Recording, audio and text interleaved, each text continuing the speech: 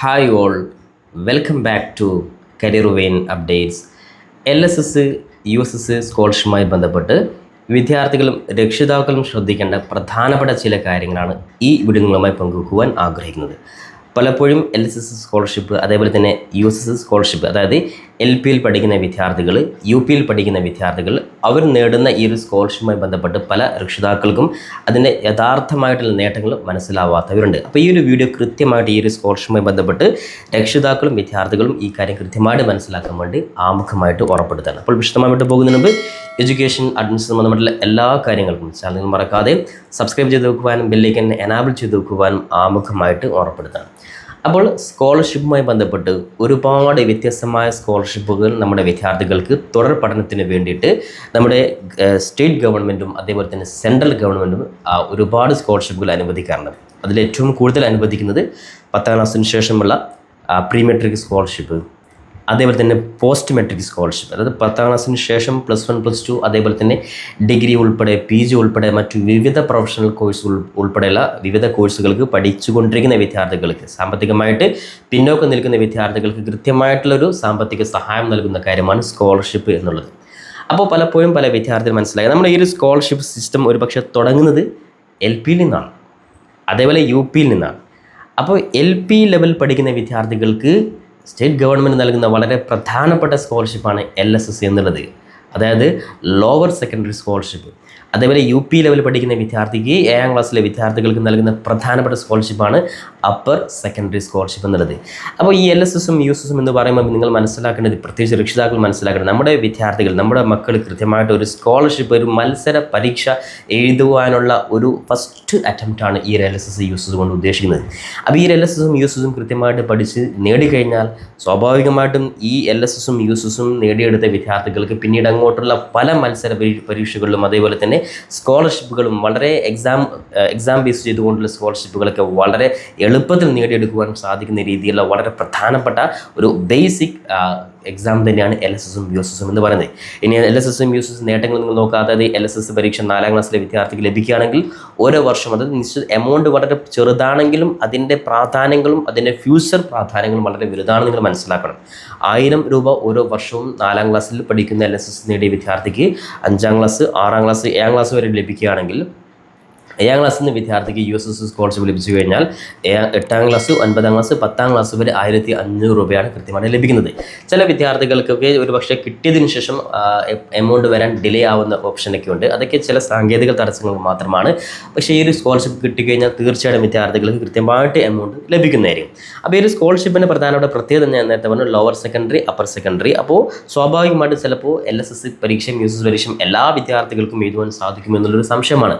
അതായത് 4ാം ക്ലാസ് പഠിക്കുന്ന എല്ലാ വിദ്യാർത്ഥികൾക്കും എഴുതാം, പക്ഷേ എല്ലാ വിഷയത്തിലും കൃത്യമായിട്ടൊരു നിശ്ചിത മാർക്ക് നേടിയ വിദ്യാർത്ഥികളായിരിക്കണം.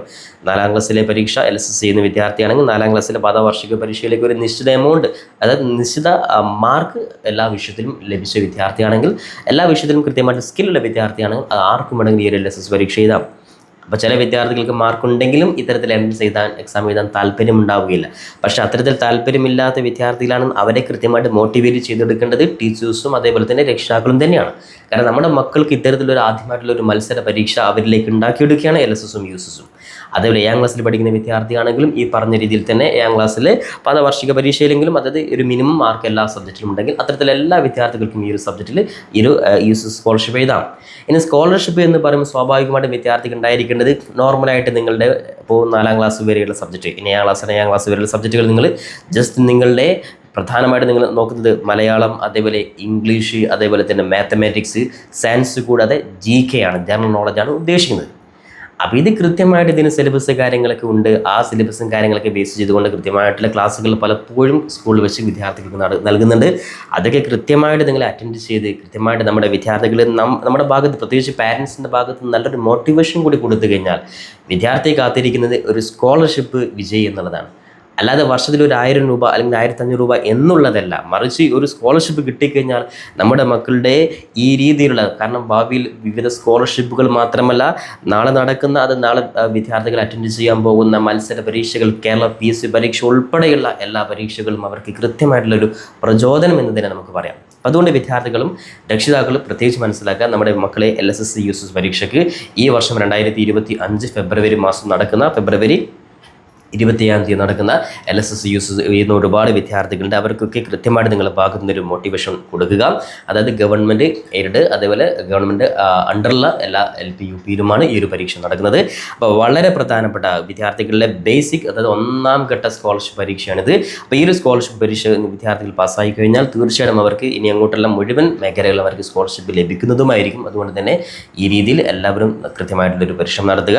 ഇനി LSS USS എഴുതാൻ പറ്റാത്ത വിദ്യാർത്ഥികളാണെങ്കിൽ അവരെ നിങ്ങൾ ഒരിക്കലും അത് തീരെ താല്പര്യമില്ലാത്ത, അല്ലെങ്കിൽ ഇത് ഈ രീതിയിൽ എഴുതാൻ താല്പര്യമില്ലാത്ത വിദ്യാർത്ഥി നിങ്ങൾ നിർബന്ധിപ്പിച്ചിട്ട് അവരെ നിങ്ങൾ പ്രയാസപ്പെടുത്താനും പാടില്ല. വിദ്യാർത്ഥികളുടെ കഴിവ് നമ്മൾ പരമാവധി പ്രചോദനം കൊടുത്ത് അവരിലേക്ക് എത്തിക്കുക. ഇനി അവർക്ക് തീരെ താല്പര്യമില്ലാത്ത ഒരു ഏരിയ ആണെങ്കിൽ അവരെ ബുദ്ധിമുട്ടിക്കരുത്.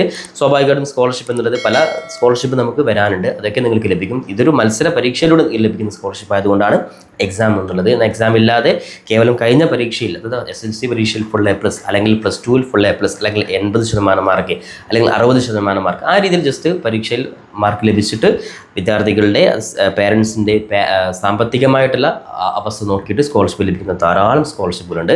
അത്തരത്തിൽ ഓരോ സ്കോളർഷിപ്പുമായി ബന്ധപ്പെട്ടുള്ള എല്ലാ അപ്ഡേറ്റ്സും നമ്മുടെ ചാനലിൽ കൃത്യമായിട്ട് നിങ്ങൾ അറിയിക്കാറുണ്ട്. അതുകൊണ്ട് ചാനൽ നിങ്ങൾ മറക്കാതെ സബ്സ്ക്രൈബ് ചെയ്ത് നോക്കുവാനും ബെല്ലൈക്കൻ എനാബിൾ ചെയ്ത് നോക്കുവാനും ഈ വർഷത്തെ LSS USS പരീക്ഷ എഴുതുന്ന എല്ലാ വിദ്യാർത്ഥികൾക്കും കൃത്യമായിട്ടുള്ള വിജയാശംസകൾ നേർന്നുകൊണ്ട് ഒരിക്കൽ കൂടി പരമാവധി നിങ്ങൾ സുഹൃത്തുക്കൾ ഷെയർ ചെയ്ത് കൊടുക്കാൻ കൂടി ഉറപ്പെടുത്തിക്കൊണ്ട് പുതിയൊരു അപ്ഡേറ്റുമായി നമുക്ക് വീണ്ടും കണ്ടുമുട്ടാമത്തേക്കും തൽക്കാലം ഇറ്റ്സ് മീ സവാദരി ശരി. Thank you for watching this video.